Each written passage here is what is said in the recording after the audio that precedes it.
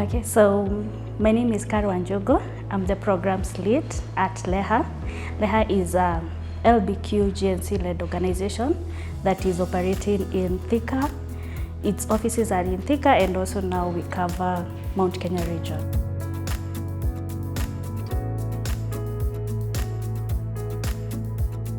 I think I can give up just my story, since it's the story that led to the formation of Leha. So first, I schooled in the rural province, like in the rural areas of central Kenya. And when I came to Nairobi, I tried looking for safe spaces that I can be able to interact with people that I have common characteristics with. And I could not get these safe spaces. And at times when I came to, there was a club called Envy, and we used to go there, hang out, but it felt as if it's more social, and I didn't have any information about my identity, my sexual orientation, so I wanted to know more. So we started Leha with a friend of mine. So what we did was we started hanging out, just like Envy, but now in Thika. And when we came together, we started asking our friends, what are the issues on the ground? What do you want to learn? What is it that you're going through? And how can we be able to provide support? So in that, and as coming together as friends, we started offering each other psychosocial support, just coming and debriefing yourself and your life and how it has been. Since, you see, in the rural areas, there is a lot of stigma, there is a lot of discrimination, there is a lot of violence. So in that, our friends, we were able to come together and just debrief ourselves, lament on how the week has been for you.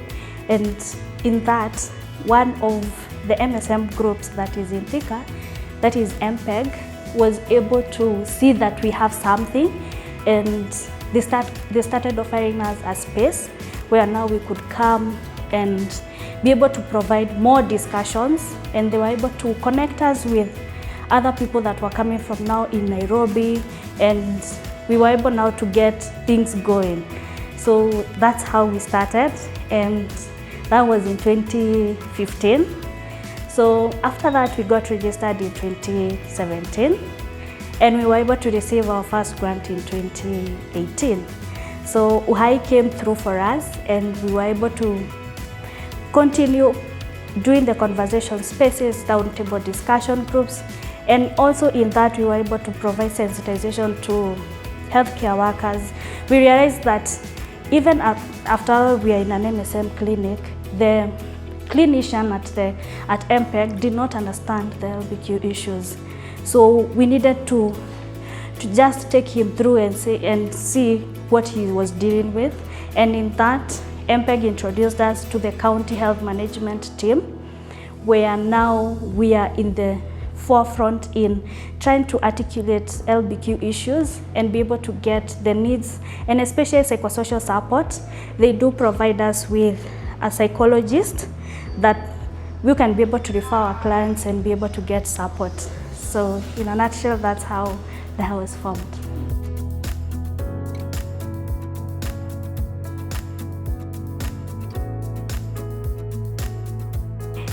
Yeah, so apart from psychosocial support, Leha is also able to provide biomedical services, that is SRH, sexual reproductive health services, that goes beyond HIV testing and STI screening.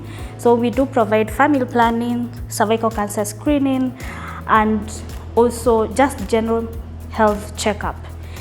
Then also in that, we also realized that as far much as our members are they need the psychosocial support, we do not need the classroom setting, like just go and talk to a psychologist and you get the sessions done. So what we did is that we introduced 3 minutes of silence. So it's a program that encompasses different types of art. Like we have art therapy, coloring, and also yoga and capoeira and boxing. So in that, people are able to just let out their energy in other forms of of just getting help instead of just the classroom setting of just you talking to a psychologist.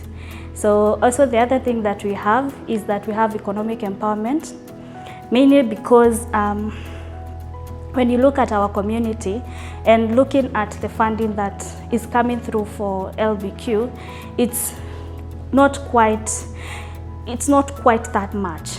So we need our members to be more economically empowered so that they can be able to look for jobs, create jobs for themselves, be able to go out there and actually advocate for themselves. So also what we have is we have legal clinics that just generally discuss on the legal issues that we have and just teaching our members on the constitutional rights and what they can do in case of violence. So in that, what we have done is we have peer educators. Our model is more of peer-led. So it's generally programmed on peer educators. So our peer educators are trained as peer educators and also as paralegals. So they are able to provide health education to their members, provide commodities for prevention, and also be able to respond to violence. So that's generally it.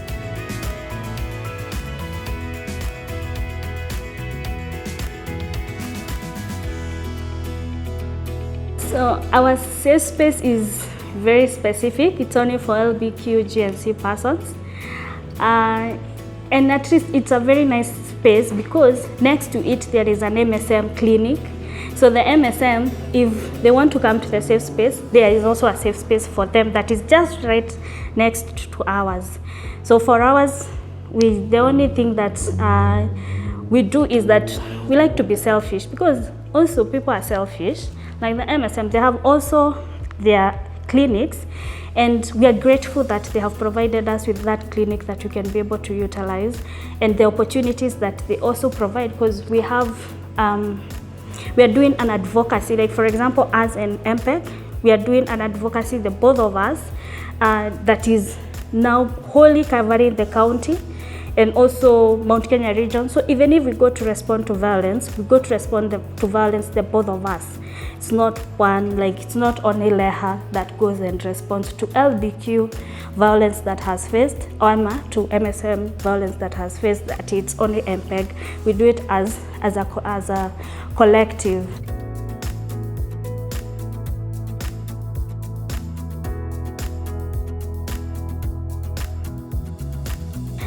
Okay, so what we have done is that we have gone the Ministry of Health way. So when we were introduced by MPEG to the county health management team, we also went with our own agenda to infiltrate the county. So what we did is that during that county health management technical working group, we were able to raise the agenda of advocacy and propose that we come up with an advocacy subcommittee.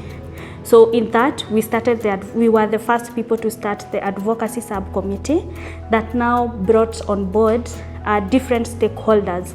So it brought the implementing partners that we have in the county. It brought the police, that is the OCS in the major police stations that we have, and also the GBV focal persons, and now the county AIDS control coordinator that is a department in NAC. So in that advocacy, that's when now we are able to talk about the harassment on the police. We're able to provide sensitizations. We're able to say and actually do SOGI as just a sensitization to the members of that committee. So that's where we are. We held our first meeting this February. So we are hoping that it will continue the same way. And one of the recommendations from that advocacy was to have more of these advocacy subcommittees going now to the sub-county level, not just now the county, but now to the sub-county level. Because when one is faced with violence, you won't call the county health, the CEC, you won't. you'll go to your local hospital and be provided with the support that you need. So if that local hospital does not have the necessary knowledge or the right knowledge on how to cater for you, then they are going to discriminate you. So in that, we developed a directory that now has the contact persons of the different hospitals that our members can be able to access. And also we got the contact persons for the police that we can be able to, at least when someone is arrested, illegal arrest, we can be able now to call the OCS or the contact person that we have and be able to transfer that case, not through like from the normal to the GBV desks. Like, it's better it being solved in the GBV desk than in the OB desk, because the policemen who stay there they're really discriminative and stigmatizing. So when it comes to that, and we can be able to channel that through that and get justice, I think that is something that we have seen work.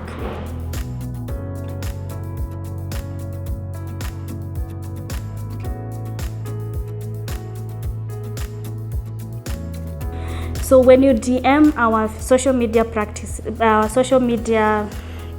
accounts, you'll be asked where you stay and you'll be directed to a peer educator in your location. So the peer educator in your location will be able to now like screen you. Are you LBQ, are you GNC, and why are you coming to the safe space? Why do you need the safe space? And in that, now they can direct you to the safe space, but they will not tell you the exact location where the safe space is. They will just tell you like the surrounding, and then they can be able to meet you in a public space, and then you're brought to a space. Then also our space does security meetings that happen each and every month. These are just to take account of what is happening and are we facing security threats, and especially now that we are going to elections. So we intend to ensure that as far much as there is elections and there is that the campaigns, our members are able to know that they need to be safe and also to keep the organization safe.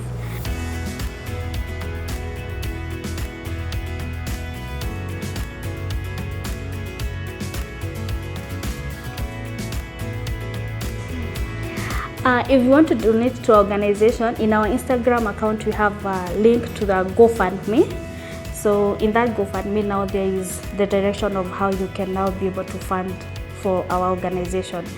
But even apart from the GoFundMe, we do a lot of activities and we put them out there, and we ask if you can be able to donate anything, even if it's t-shirts or even paying for a location or paying for people for water to go for that activity. So we also have that, and people can be on the lookout for those activities. And they are so much welcome to come at Leha. Our page is Leha Kenya in Instagram, Facebook, and also Twitter.